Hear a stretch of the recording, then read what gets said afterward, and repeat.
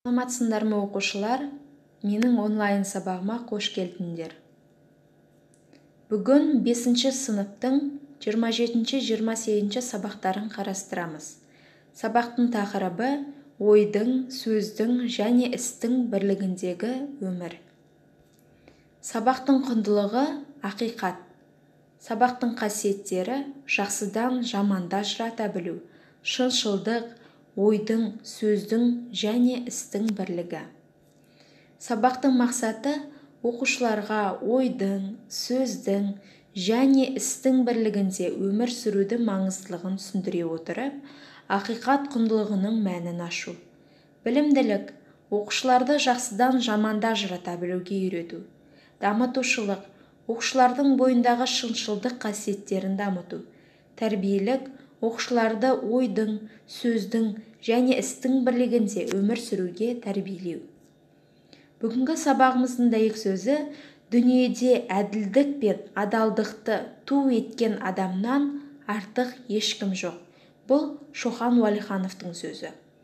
Бала, Шоқан Шыңғысұлы Уәлиханов, шын есімі Мұхаммед Ханафия, 1835 жылы Қостанай облысы Сарыкөл ауданы Құсмұрын жерінде дүниеге келді. 10 сәуір 1865 жылы Кешентоған Жетісу облысында қаза тапты. Ол қазақтың ұлы ғалымы. 19 ғасырдың екінші жартысында Қазақстанда туған демократтық, ағартушылық мәдениеттің тұңғыш өкілдерінің бірі. Шыңғыстанушы, тарихшы, фольклоршы, этнограф, географ, ағартушы. Балалар, енді төмендегі сабақтың дәйек сөзіне назар аударсақ.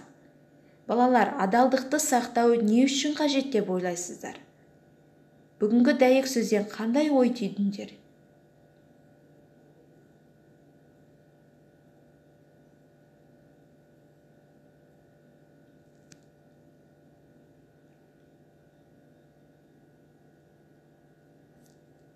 Балалар, мен сендерге мұғалім сый айдарына Жас Фараби деген аңыз алып келдім.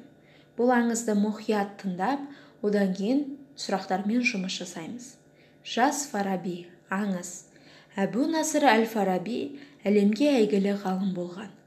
Ол ежелгі Фараб қаласында туып өскен.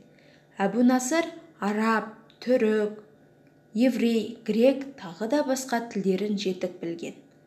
Бірде оқытушы оған: «Шәкіртім, қашан көрсем де ақ жарқын жүресің», деді. «Мен көңілді жүруге әдейі дағдыланамын. Өйткені көңіл күйдің жақсылығы жақсы денсаулық пен жемісті еңбектің кепілі», деген ұстазым, деді Әбу-Насыр әл-Фараби. Балалар, енді төмендегі сұрақтармен жұмыс жасасақ. Бірінші сұрақ: адамға жағымды көңіл күй не үшін қажет? Екінші сұрақ: Жас Фараби өз бойындағы қандай жақсы қасиеттерді дамыта алды?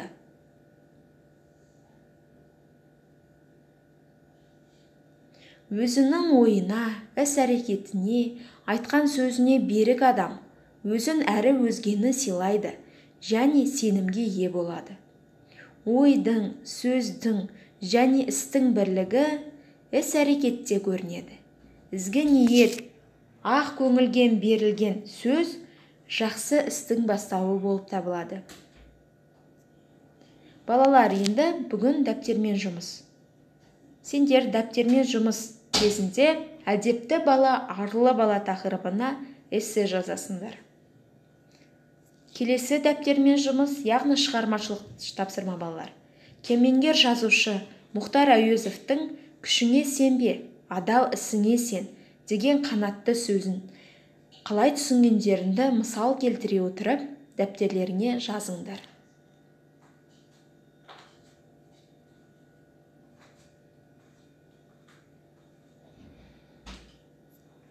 Балалар, үйге тапсырма номер 28 сабақтың өткен аптада өзіңе және өзгелерге берген уәделеріңді есіне түсіріп, оларды қаншалықты орындағаның жөнінде шағын әңгіме жазасыңдар. Екінші сабақ.